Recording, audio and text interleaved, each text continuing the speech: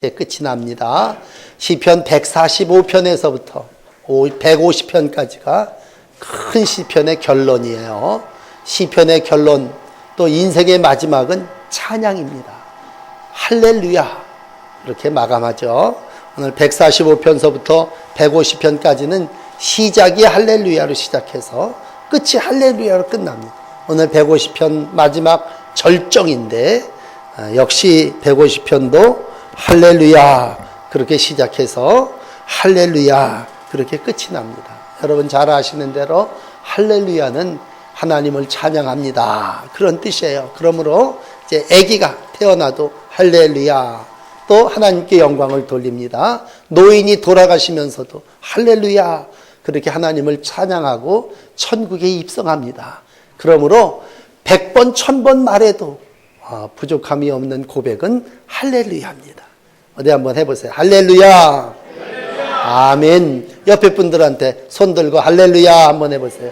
할렐루야. 그게 뭐예요? 하나님을 찬양합니다, 그런 뜻이에요.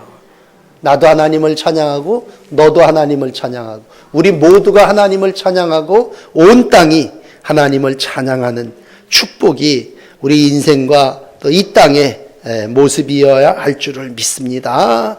그러므로 진정 행복한 사람은 야, 나를 높여, 나를 찬양해, 나를 인정해, 그러는 게 아니라 내가 하나님을 높이고 하나님을 찬양하고 하나님께 영광을 돌리는 그러한 모습입니다. 여러분 끝날이 하나님께 찬양이 되시기를 기도하시고 정말 청년이라도 그렇게 사시기를 바랍니다. 저 개인적인 간증으로는 제가 89년도에 제 목회를 한 몇 년 했을 때, 그때 교동중앙교회라고 하는 저 교동에 지금은 다리가 낮았는데, 그때 청년회장이 서정화라고 하는 청년회장이 있었어요. 근데 뭐 결론부터 얘기하면 그만 이 청년이 병이 걸려서 청년회장을 하다가 죽었어요. 참 너무 나한테도 같이 이제 젊은 시절이었는데 89년 9월에 그 친구가 죽었는데 너무나 충격적인 거고, 또 목회를 하는 목사 입장에서 청년회장이 죽었으니까 뭐 교동이라고 하는 면이 그렇게 큰 데도 아니고 그런데 참 교회적으로도 참 힘들었어요. 근데 본인이 그 서정화 청년회장이 자기가 죽을 줄을 알고 하루는 3일 전이죠. 머리를 깎고 아주 단정하게 이발을 하고 그리고 이제 교회를 찾아왔더라고요. 목사님, 내가 살 날이 얼마 남질 않은 것 같아요. 기도해 주세요. 그러면서 자기의 삶을 아주 이렇게 딱 받아들이고 기도해서 아주 눈물로 같이 기도했던 그런 생각이 납니다. 그리고 마지막에 주님을 찬양하고 그가 고백했던 말 중에 하나가 하나님께서 나를 청년회장으로 일하게 해주셔서 너무나 감사하다는 거야. 자기가 이제 청년 때 죽는데도 청년회장 못하고 죽었으면 참 하나님 앞에 너 뭐하다 왔냐? 그렇게 물을 때 뭘 대답해야 되는데 내가 청년회장으로 있는 동안에 정말 이렇게 죽음을 맞이하게 됐다고, 그것도 정말 감사하다 그래서 내가 속으로 야, 네 믿음이 내 믿음보다 훨씬 더 크구나 그러면서 우리가 같이 부둥켜 안고 하나님을 찬송했던 그러한 기억이 또렷합니다. 그때 우리가 150편의 말씀을 읽으면서 호흡이 있는 자들아 하죠.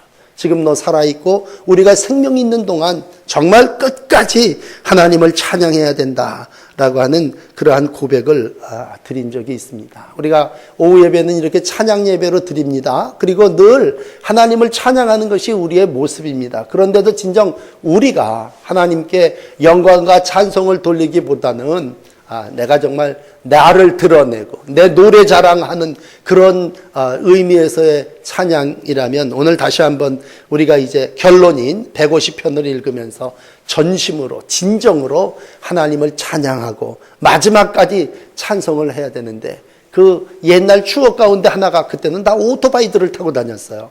근데 이제 교동에서 조금 더 가면 그 삼선이라는 동네가 있는데 거기가 아주 포장이 안 돼 갖고 비가 오면 그냥 개진흙 그렇게 탕이었는데 거길 오토바이를 끌고 넘어가면 굉장히 힘들어요. 그럴 때 느리는 마음은 소리만 요란한데 그냥 부르릉 부르릉 대고 부르릉 대고 끌고 가는데도 그냥 소리만 요란하지 앞으로는 나가지를 않아요. 그래서 야, 이게 괜히 그냥 빈수레가 요란하다고 소리만 이렇게 부르릉 부르릉 시끄러운데 앞으로 가지는 않는구나 그랬을 때 정말 내가 진정 어떤 하나님 앞에 그냥 소리로만 노래를 하는 건 아니냐 그런 생각을 한다면 여러분 삶에 우리가 어떤 형편 가운데 있든지 그때가 청년이든 뭐 노인의 날들이든 정말 하나님을 온전히 찬양해야죠. 우리 일부 예배 때 제가 앞에 148편을 읽었는데 148편 12절에 보면 이렇게 얘기해요. 총각과 처녀와 노인과 아이들아 여호와의 이름을 찬양할지어다. 여러분 한번 찾아가 보세요. 그 옆이니까 148편. 짐승도 가축도 기는 것도 나는 새도 왕도 백성도 고관도 재판관들도 찬양해야 되지만 호흡이 있는 자들 중에 12절 총각과 처녀와 노인과 아이들아 여호와의 이름을 찬양할지어다. 아멘. 그러니까 아이도 찬양해야 되고요. 노인도 찬양해야 되고 처녀 총각도 청년들도 다 찬양해야 됩니다. 여러분 누구만 찬양하는 것이 아니라 오늘 세상의 모든 창조물 중에 하나님께서 호흡을 주신 인생을 감사하면서 여러분들의 날때 오늘이 최고의 찬양을 드리시는 복된 호흡이 있는 자들이 되시기를 축복합니다. 자, 그렇다면 어디서 찬양해야 되느냐? 오늘 한 4가지가 되겠는데 첫째는 찬양을 하나님께 드려야 할렐루야 해야 되는데 어디서 해야 되느냐? 여러분 성소에서 하나님을 찬양해야 됩니다. 물론 산에도 계시고 바다 끝에도 계셔요. 저 권능의 궁창에서도 하나님을 찬양해야 돼요. 이 권능의 궁창이라 그러니까 우리가 뭐 궁창이라고 하는 의미를 잘 몰랐던 깨구창, 저 바다 밑속 그렇게 생각하는데 궁창이라고 하는 말은 하늘 전체를 얘기한다. 하늘 높은 곳 그렇게 표현한다면 오늘 성소에서 찬양하고 하늘 높은 곳에서 찬양한다는 얘기는 온 세상에서 찬양해야 돼요. 148편에 보면 우리가 찬양을 해야 되는데 거기도 한번 공부를 한다 생각하시고 148편 일부 예배 못 나오셨으니까요. 1절을 보시면 할렐루야 그리고 어디에서 찬양해요? 하늘에서 찬양해요. 그 다음에 어디서 찬양해요? 높은 데서 찬양해요. 그러니까 하늘이 있고 높은 데가 있고 또 궁창이 있는 거야. 그러니까 우리가 생각할 때 우리 안 믿는 사람들은 2가지만 생각해. 이렇게 바라다 보이는 푸른 가을이 하늘이 있고 그 너머에 보이지는 않지만 우주가 있다고 생각해요. 그런데 우리는 그 위에 또 높은 데가 있어. 하늘 궁창, 우리 하나님이 계시는 곳, 그렇게 굳이 셋으로 나눈다면 높은 데 계신 하나님. 그래서 우리가 잘 아는 예수님이 탄생할 때 뭐라고 표현해요? 지극히 높은 곳에서는 하나님께 영광이요.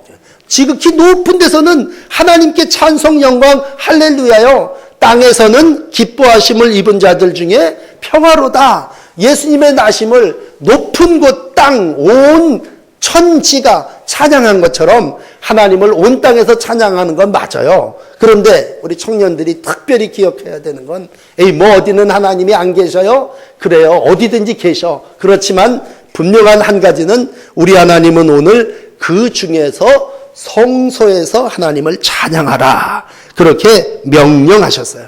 성소는 복잡하게 생각하지 마세요. 예배당이고 동인천 교회예요. 여러분 동인천 교회에서 예배하고 동인천 교회에서 하나님을 찬양하시는 영적인 사람이 되시기를 축원합니다. 우리가 인생을 살아나가면서 성공하는 여러 가지 방법이 있지만 제가 여러분들에게 팁을 드리고 우리가 이 인생을 승리하고 성공할 수 있는 비결이 뭡니까? 1절 하나만 지키면 돼요. 평생 너 성소에서 하나님을 찬양하라. 그러면 성소에서 하나님을 찬양한 사람을 하나님은 절대로 모른다 하지 아니하시고 오늘도 성전 신앙, 성전을 지키는 자, 여기저기 돌아다니는 사람은요 결국은 돌아다니다가 시험당하고 어려움을 당합니다. 내 일생 하나님께서 동인천교회라고 하는 성소를 주셨다면 오늘 여기서 하나님을 찬양하시고 여기서 영적인 삶을 이루어 가시고 아버지께서 이렇게 자기에게 예배하는 자를 찾으시니라 그랬을 때 어디서 예배하는 자를 찾아요? 오늘 이 제단에서 영적으로 신령한 교제를 나누는 여러분들을 찾으시는 줄을 믿습니다. 그러므로 산에 가서도 물론 하나님을 찬송하시지만 기본이 성소에서 하나님을 찬양해야 된다고 하는 말씀 꼭 기억하시고 일생을 이걸 하나 마음에 지키고 내가 딴 건 몰라도 나 하나님 성소에서 예배하겠습니다. 내게 하나님께서 1년이라는 세월을 주셨다면 내가 52주 성소에서 하나님께 나와서 찬양하겠습니다. 그런 마음 갖고 그걸 지키시면 반드시 하나님께서 하늘 높은 곳에서 우리에게 영광, 축복을 허락해 주실 줄을 믿습니다. 오늘도 하나님이 이 일을 위해서 나를 지으셨고 아기 때부터 나를 청년의 때까지 노인의 삶을 감당하기까지 나를 불러주시고 택해주시고 인도해 주신 줄을 믿습니다. 그러므로 오늘 헌신하시고 하나님을 찬양하신 청년 여러분들이요, 하나님의 거룩한 성소에서 일생 부름받는 그날까지, 호흡이 마치는 그 순간까지 여호와를 찬양하며 숨쉬고 여호와를 찬양하며 영적인 삶을 살아나가는 하나님의 거룩한 자녀들이 되시기를 축복합니다. 두 번째, 그러면 왜 성소에서 하나님을 찬양해야 됩니까? 우리가 하나님이 뭔데 우리가 하나님을 찬양해야 됩니까? 그랬을 때 2절에 이렇게 말씀하고 있습니다. 그분은 능하신 행동을, 그리고 그분은 지극히 위대하심을 이렇게 표현하므로 우리의 찬양을 받으신 분은 어떤 분이에요? 능하신 행동을 하시는 분이요, 지극히 위대하신 분이란 말이에요. 여러분, 우리가 누구를 높일 때 나 아무개 존경해, 나 그분 찬양해, 그러면 그 사람을 왜 찬양해요? 그 사람의 행함이 능하기 때문에 찬양하는 거고 그분의 행함이 지극히 위대하고 옛날 말로 광대하기 때문에 찬양하는 것이죠. 그러므로 하나님은 능하신 분이요 위대하신 분이십니다. 더 길게 설명하지 않더라도 우리가 시편을 쭉 읽어오면서 다윗이라고 하는 한 개인이 주로 많은 시를 썼다면 그분은 뒤에 가서 무슨 오늘 150편에는 기도가 없어요. 간구도 없어요. 탄식도 없어요. 마지막은 뭐예요? 찬송이에요. 왜? 그분이 하신 일이 너무나 위대하고 놀라운 거죠.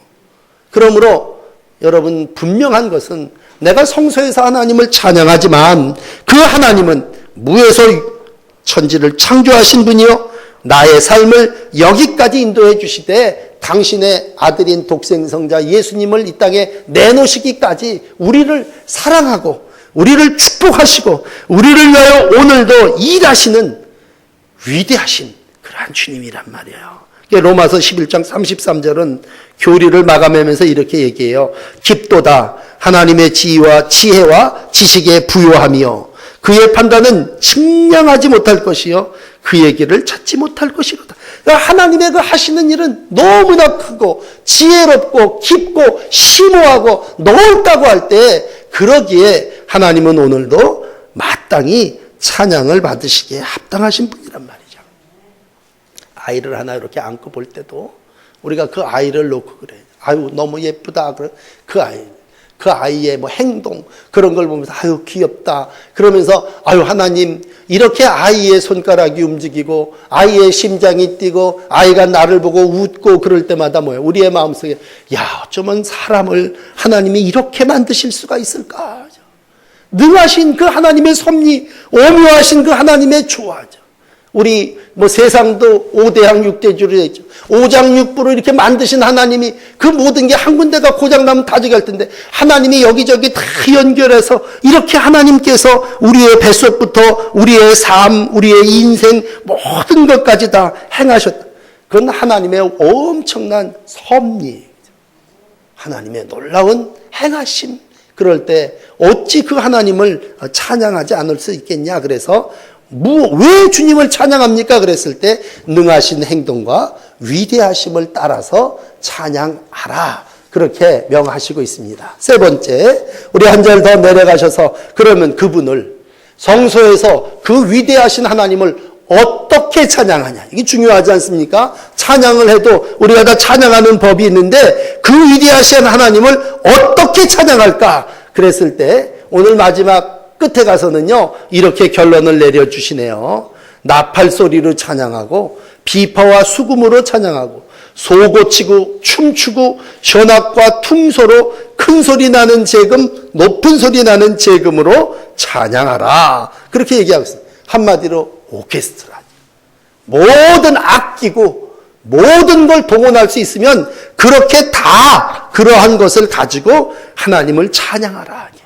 다윗이라고 하는 왕이 자기가 해봤거든요. 이렇게도 해보고 저렇게도 해봤지만 블레셋에게 빼앗겼던 법궤를 찾아올 때 그 법궤를 가지고 올 때 수금과 비파와 소고와 앙금과 제금으로 찬양했습니다.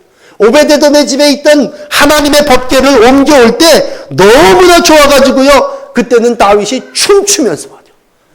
자기 옷이 벗겨지는지도 모르고 온몸을 전심을 다해서 하나님을 찬양했습니다. 그러면서 자기가 그렇게 해보니까 하나님이란 이렇게 찬양하는 거예요. 그러니까 이렇게 찬양해라 하죠. 온갖 것으로 나의 삶을 축복하시는 하나님을 찬양하라. 아마 제사장은 그때 나팔 소리로다가 찬양한 것 같아요. 레위인들은 비파와 수금을 연주하며 찬양했는 거예요. 어떤 사람은 심볼주같이 그냥 깽대는 것도 찬양하고 어떤 사람은 두둥기고 줄을 튕겨가면서 찬양하는 그러한 타악기, 관악기, 높은 소리, 많은 소리로 우리 하나님을 찬양할 때 온갖 것을 다 동원해서 우리가 하나님을 찬양해야 된다. 어떤 때는요, 초대교회 같은 경우는 성도들이 모여서 찬양하는데 그때는 정말 은혜를 받고 성가대원들이 입으로만 찬양하는 것이 아니라 오늘 하나님의 살아계심을 온 성도들이 다 찬양을 하고 하나님께서 내게 주신 은혜를 모든 악기를 동원해서 찬양함으로 하나님께 찬양한 하나님의 성령이 그 오순절 마가의 다락방에 초대교회 성도들에게 놀라운 은혜로 함께 한 줄을 믿습니다. 그러므로 여러분 어떻게 찬양해야 됩니까? 그랬을 때 하나님이 내게 주신 모든 것으로 다 찬양을 하는 그러한 찬양이 되시기를 바랍니다. 이제 마지막 결론은 그래요. 오늘 이제 시편의 결론이고 오늘 150편의 결론은 이렇습니다. 호흡이 있는 자마다 여호와를 찬양할지어다.